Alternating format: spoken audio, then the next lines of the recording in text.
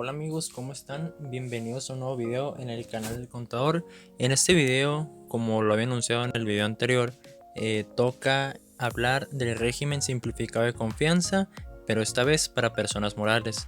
Aquí les voy a poner una liga de acceso, un vínculo en la parte superior derecha que los va a dirigir al régimen simplificado de confianza para personas físicas. Así que, sin más por el momento, damos por iniciado este video. Muy bien. ¿Qué busca este régimen simplificado de confianza para las personas morales? Como podemos ver en la barra de la izquierda, el 96% de los contribuyentes, personas morales, se van a beneficiar con este régimen, siempre y cuando pues cumplan los requisitos para tributar en el mismo.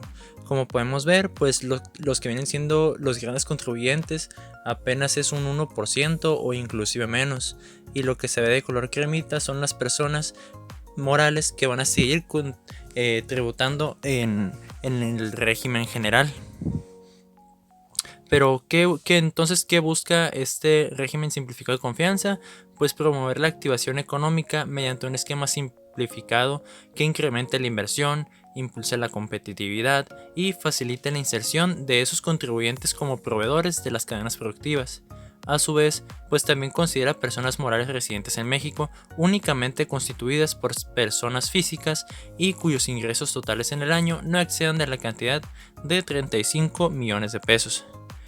Como lo venía diciendo, los censos económicos muestran que el 99.8% de los establecimientos del país son micro, pequeños o medianos. El SAT registra un padrón de 2.1 millones de micro y pequeñas empresas cuyos ingresos brutos al año no exceden de 35 millones de pesos. Como podemos ver, pues la mayoría de las personas morales tuvieran la facilidad de tributar en el reciclo. Ahora vamos a ver los requisitos que nos los marca en el artículo 206 en su primer párrafo de la Ley del Impuesto sobre la Renta. Uno de los requisitos pues es que tiene que estar constituida únicamente por personas físicas. Otro requisito es que los ingresos obtenidos en el ejercicio inmediato anterior pues no debe de rebasar los 35 millones de pesos, como lo había dicho en la lámina anterior. Deben de tener su buzón tributario activo, deben de estar al corriente en las obligaciones fiscales, no deben encontrarse en los supuestos del 69 y 69b del Código Fiscal de la Federación y no deben de tener créditos fiscales a su cargo. Muy bien. Cuando los ingresos obtenidos por el contribuyente en el periodo transcurrido desde el inicio del ejercicio y hasta el mes de que se trate excedan de la cantidad señalada en el primer párrafo de este artículo, el contribuyente, es decir, la persona moral, va a dejar de aplicar lo dispuesto en este capítulo y tributará en los términos del título segundo de esta ley, a partir del ejercicio siguiente a aquel en que se excedió el monto citado. Muy bien. Lo que les acabo de mencionar pues viene en el artículo 206 segundo párrafo. A ver, una vez dicho esto, ¿qué quiere decir? Que supongamos, persona moral que ya venía tributando en este 2021 empieza a tributar en el reciclo a partir de 2022, desde enero de 2022, y supongamos que en junio ya excedió los 35 millones. Ok, a partir del ejercicio fiscal 2023 se tuviera que revisar al régimen general, que es el título segundo, pero mientras tú no excedas puedes seguir tributando hasta el fin del ejercicio, es decir, diciembre, siempre y cuando pues no te excedas los 35 millones de pesos. Ahora vamos a ver quiénes no pueden tributar en el reciclo para personas morales, y esto viene en el artículo 206 tercer párrafo. En su fracción primera te dice que las personas morales, cuando uno o varios de sus socios, accionistas o integrantes, participen en otras sociedades mercantiles, donde tengan el control de la sociedad o de su administración, o cuando sean partes relacionadas en los términos del artículo 90 de esta ley. Es decir, si la persona moral, uno de sus socios, está dado de alta y celebran operaciones entre ambos, es decir, la persona moral y el socio o accionista, pues esta empresa moral pues no pudiera tributar en el reciclo. En su fracción segunda pues te dice que los contribuyentes que realicen actividades a través de fideicomiso o asociación en participación, En su fracción tercera, quienes tributen conforme a los capítulos cuarto, sexto, séptimo y octavo del título segundo y las del título tercero de esta ley. Muy bien, las del título tercero pues son las no lucrativas. En su fracción número cuarta, quienes tributen conforme al capítulo séptimo del título séptimo de esta ley, que son las sociedades cooperativas de participación. Y en su fracción quinta, los contribuyentes que dejen de tributar conforme a lo previsto en este capítulo. Bien, en esta lámina vamos a ver cuáles van a ser los ingresos acumulables que se van a considerar. En su artículo 7, pues nos señala que los ingresos que se van a considerar acumulables van a ser los que se consideren efectivamente percibidos. A su vez nos señala pues que se considera efectivamente percibido, ya sean los percibidos por efectivo, en bienes o en servicios, aun cuando aquellos correspondan a anticipos, a depósitos o a cualquier otro concepto que se le designe. Igualmente, se considera percibido el ingreso cuando el contribuyente reciba títulos de crédito emitidos por una persona distinta quien efectúa el pago, es decir, cuando te pagan con tarjeta de crédito o débito, ¿no? Tratándose de cheques, se considera percibido el ingreso en la fecha del cobro del mismo o cuando los contribuyentes transmitan los cheques a un tercero, excepto cuando dicha transmisión sea en procuración. También se entenderá que el ingreso es efectivamente percibido cuando el interés del acreedor quede satisfecho mediante cualquier forma de extinción de las obligaciones. Muy bien. ¿Cuáles van a ser las deducciones que se van a considerar? Los contribuyentes a que se refiere este capítulo van a poder hacer las siguientes deducciones. Esto viene en el artículo 208. En su fracción primera te dice las devoluciones que se reciban o los descuentos o bonificaciones que se hagan, siempre que se hubiese acumulado el ingreso correspondiente. En su fracción segunda, las adquisiciones de mercancías, así como de materias primas. En su fracción tercera, los gastos netos de descuentos, bonificaciones o devoluciones. En su fracción cuarta, las inversiones. En su fracción quinta, los intereses pagados derivados de la actividad sin ajuste alguno, así como los que se generen por capitales tomados en préstamo, siempre y cuando dichos capitales hayan sido invertidos en los fines de actividades de la persona moral y se obtenga el comprobante fiscal correspondiente. En su fracción sexta, las cuotas a cargo de los patrones pagadas al Instituto Mexicano del Seguro Social. En su fracción séptima, las aportaciones efectuadas para la creación o incremento de reservas para fondos de pensiones o jubilaciones del personal, complementarias a las que se establece en la Ley del Seguro Social. Y también señala que los contribuyentes a que se refiere este capítulo considerarán los gastos e inversiones no deducibles en los términos del artículo 28 de esta ley. Muy bien, aquí la deducción de inversiones va a ser diferente a la que se venía manejando en el régimen general de ley.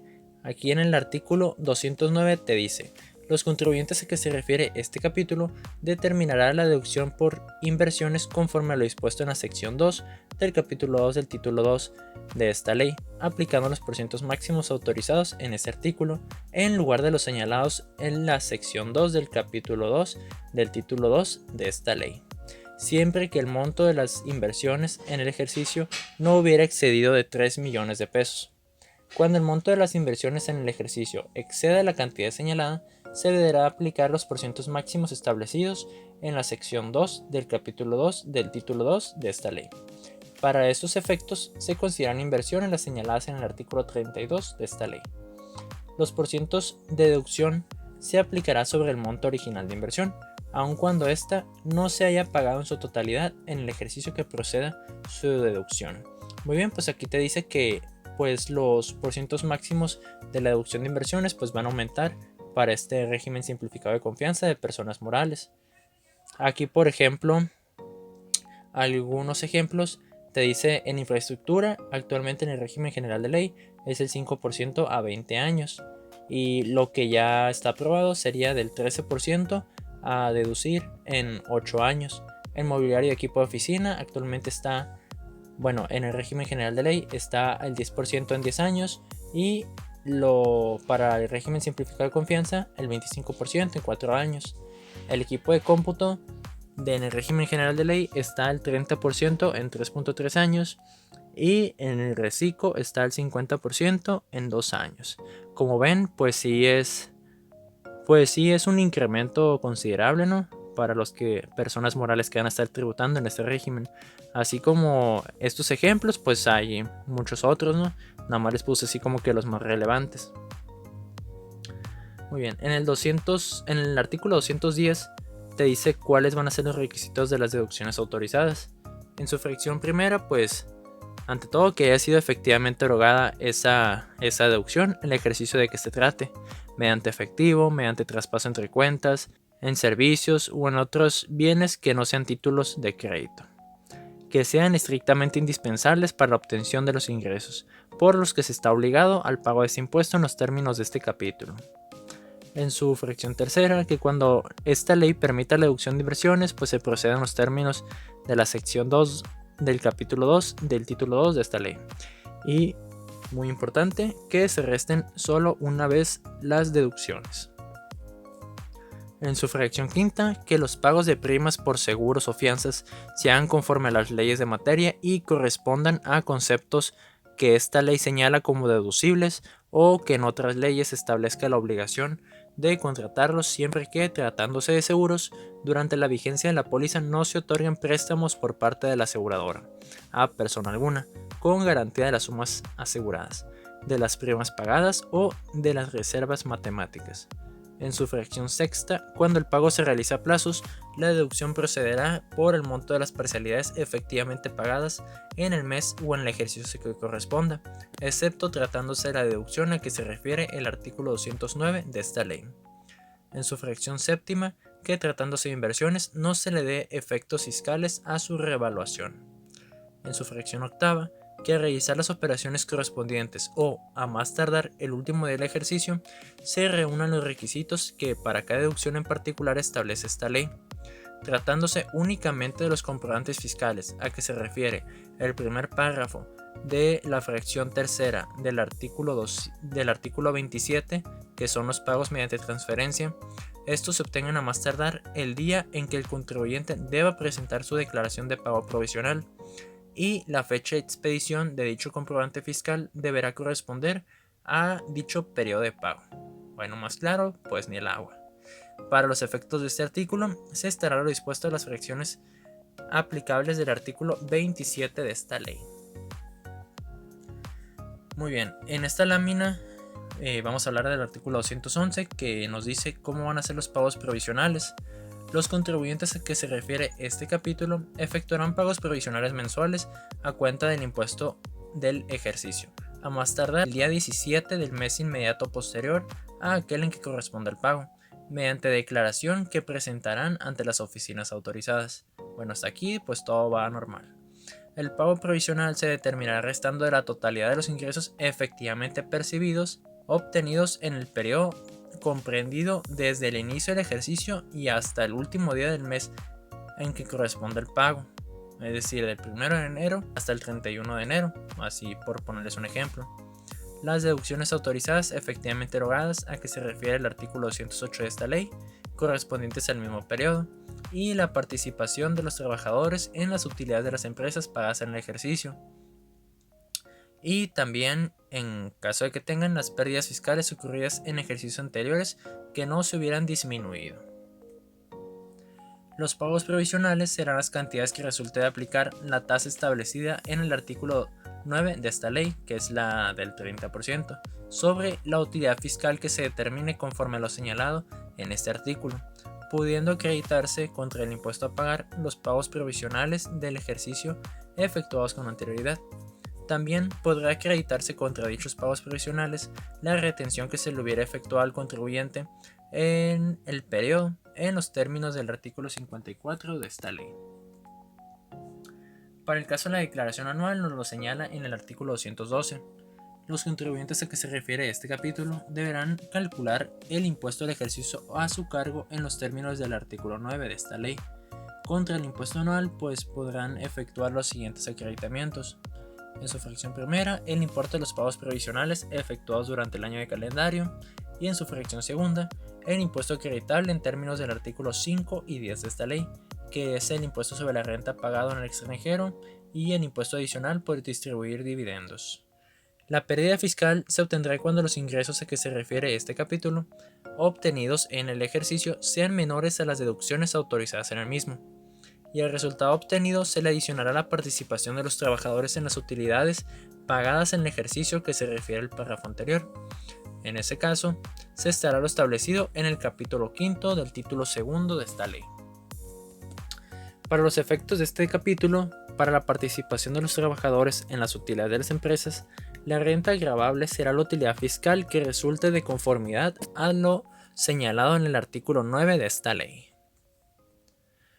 Las personas que tributen en este régimen van a tener otras obligaciones, como lo establece en el artículo 213. Además de las obligaciones establecidas en otros artículos de esta ley y de las demás disposiciones fiscales, cumplirán con las obligaciones señaladas en el capítulo 9 del título segundo de la ley del impuesto sobre la renta, que vienen siendo las demás obligaciones de las personas morales. Muy bien, muchos se preguntarán qué pasa si no cumplo con los requisitos. Los contribuyentes que no cumplan con los requisitos para continuar tributando en los términos de este capítulo deberán cumplir con las obligaciones previstas en el título segundo de esta ley, que es el régimen general de ley, a partir del ejercicio inmediato siguiente a aquel en que eso suceda. Para los efectos del párrafo anterior, respecto a los pagos provisionales que se deban efectuar en los términos del artículo 14 de esta ley, correspondientes al primer ejercicio inmediato siguiente a aquel en que se dejó de tributar en términos de este capítulo, se deberá considerar como coeficiente de utilidad el que corresponda a la actividad preponderante de los contribuyentes conforme al artículo 58 del Código Fiscal de la Federación. Los contribuyentes a que se refiere este artículo deberán presentar a más tardar el día 31 de enero del ejercicio inmediato siguiente a aquel en que se deje de aplicar lo previsto en este capítulo un aviso de actualización de actividades económicas y obligaciones conforme a lo establecido en el artículo 29, fracción séptima del reglamento del Código Fiscal de la Federación ante el Servicio de Administración Tributaria. En caso de que los contribuyentes omitan presentar el aviso señalado en el párrafo anterior, la autoridad fiscal va a poder realizar la actualización de las actividades económicas y obligaciones sin necesidad de que el contribuyente presente dicho aviso. Los contribuyentes a que se refiere este artículo no deberán efectuar la acumulación de los ingresos que hubieran percibido hasta la fecha en que dejen de aplicar lo dispuesto en este capítulo, siempre que los mismos hubieran sido acumulados de conformidad con el artículo 207 de esta ley. En caso de que los contribuyentes hubieran efectuado las deducciones en los términos de este capítulo, no podrán volver a efectuarlas. El SAT podrá instrumentar mediante reglas de carácter general los mecanismos operativos de transición para la presentación de declaraciones, avisos y otro tipo de información para los contribuyentes que dejen de tributar conforme a lo previsto en este capítulo y deberán pagar el impuesto en los términos del título segundo de esta ley. Para el caso de liquidación de sociedades, nos lo dice en el artículo 215, que las personas morales a que se refiere este capítulo aplicarán lo dispuesto en el artículo 12 de esta ley cuando entren en liquidación. Muy bien, entonces, ¿cuáles vendrán siendo en sí los beneficios de este régimen simplificado de confianza para personas morales? Bueno, es que va a haber una mayor tasa anual, que las deducciones van a ser depreciadas en casi en la mitad de su tiempo. Buscan incentivar la reinversión, la acumulación de ingresos y gastos que se consideren efectivamente hasta que se consideren efectivamente percibidas y erogadas, la realidad económica del contribuyente, es decir, en base a la liquidez, no va a aplicar una reducción de la carga impositiva y pues de que va a haber un mayor porcentaje de depreciación en los activos fijos. Aquí les puse un cuadro comparativo. En el régimen general de ley, en materia de IVA, pues no te viene ningún dato precargado y tienes que capturar 61 datos. Bueno, son los campos que te da a capturar. Para el caso del impuesto sobre la renta, precargados, pues ya te vienen 16 y solamente debes de capturar 6. En cambio, con este régimen simplificado de confianza, en materia de IVA, pues ya te van a venir 3 datos precargados y nada más capturaría 6, en total siendo 9. Para el caso del impuesto sobre la renta, te van a venir los mismos 16 precargados y pues a capturar los mismos 6 del régimen general de ley. Muy bien, pues hasta aquí el video del día de hoy. Espero les haya servido demasiado. Si es que aún no conocían o no sabían algún dato de este nuevo régimen que va a entrar a partir del 1 de enero de 2022. Espero les sea de mucha utilidad. Espero que dejen su like, su comentario, y pues a los que no se han suscrito al canal, pues que se suscriban. Ya vamos en 1200 seguidores. Ya falta poco para que comencemos a monetizar en este canal. Muchas gracias a todos los que se quedaron hasta el final de este video, y esperen en el siguiente video el cálculo del aguinaldo que se debe pagar a más tardar el 20 de diciembre de 2021. Nos vemos.